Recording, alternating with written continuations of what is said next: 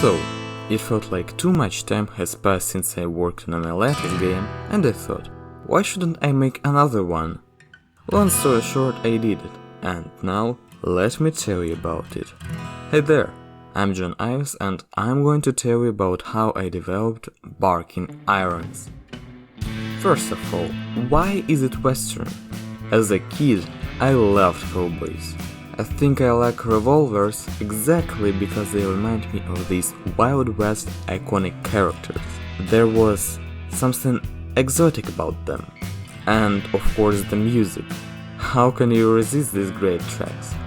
They sound like a whole story on themselves. Surprisingly or not, I was inspired to make this game because of Western music I heard a few days prior to the start of the development. Choosing a jam. For my new games, I always participated in a jam. This time, as for my jam choice, there were not many options at all. AI and Games Jam 2021. Other jams were irrelevant.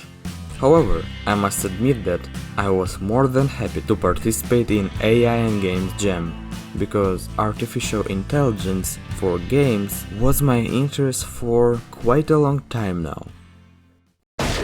Ideas and design. The very first idea for this game was this revolver barrel rolling animation. I like the feature of manual gun reloading from Mrs. survival horror game called Enter Parasite, and I have thought of something similar to it. I also had another feature in mind.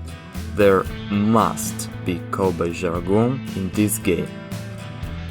I had changed my mind 3 times before I finally chose what I wanted. From Stardew Valley's Journey of the Prairie King to Kirby Samurai to the current shooter. The problem with the first idea, the Stardew Valley's minigame, was that I wasn't sure how clever should the AI be and how I could implement it then.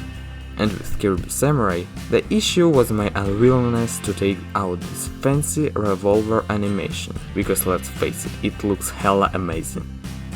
It was my first game that wasn't fully described in its game design document first, and instead was developed right away. Usually, I write this document before I start developing, but with this game for the most part, I just made a plan of what to implement and build on it as I went further in development. The development went both intense and relaxed. Relaxed because I was on my vacation and I couldn't always be developing, and intense because almost all of my time spent by the computer was put into the development of this game, from the waking hour till bedtime. Listening to music. It doesn't relate to the game itself, but while I was developing Barking Irons, I listened to a lot of Wild West themes and similar country music. I could feel the authentic mood, and this mood helped me generate ideas and picture the game in my mind. Also, it simply felt badass to make a Western game while listening to such music. Graphics. The art pack I used is Kenny's Micro Roguelike pack. Initially I wanted to keep monochrome, then I realized the colored version was better. However, there was no sand, so I had to pick my own color, which wasn't very good at first. And then I almost asked my friend Spoonsweet to draw me sprites for the game. Thank God I didn't, and I simply found a better color for sand. Enemy AI. Oh, I had big plans regarding that. Initially, I wanted to make the artificial intelligence far more complex than I did. In the game, the enemy has 2 goals, taking the gun and killing the player. And also, he can kick the player in melee combat and shoot on long distances. I almost went into trying a GOAP system, goal-oriented action planning. Fortunately, I came up with a far better solution. A couple of lines of sight for melee and distant combat, and a couple of random behaviors. And in general, I was surprised by the workflow. It felt amazing to experiment and try out new things, as well as maintain insanity. The result. To be honest, I expected the game to fail completely, until I added sounds and a soundtrack, but I still wasn't sure if anybody would like playing it. And oh boy, was I surprised when I heard positive feedback. People actually liked the game. They even suggested a lot of ideas. It also thrilled me that they were curious to find the ways of beating the game and seeing what happens if they do one thing or another. This way, Barking Irons is now special for me. For the first time, I managed to make a simple game entertaining, like really funny. And it happened after I developed 9 other games. But what I must admit is that the main thing why I could do it was because I kept going. I persevered and worked hard, learning new lessons along the way and applying them.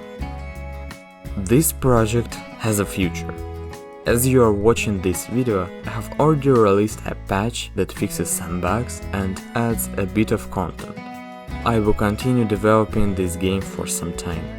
You can try Barking Irons by clicking the link below. If you have any feedback or suggestions, don't hesitate to comment here or on itch.io project page. I would be happy to hear it all. And now, some extra stuff. You might have noticed that the sound now is better. Thanks to all the people who supported me financially, I could buy a new microphone. Thank you all who donated. I do appreciate and value it. Every dollar goes into making my content more enjoyable and into helping others progress. If you want to support me, you can donate on Ko-fi. The link will be in the description as well. And that's the end of this video. I hope you liked me telling you about the Red Dead Redemption's secret grandchild, and I also hope that you found this video helpful and funny. If you did, as always, don't forget to like, share, comment and subscribe. It was Ives, and until next time.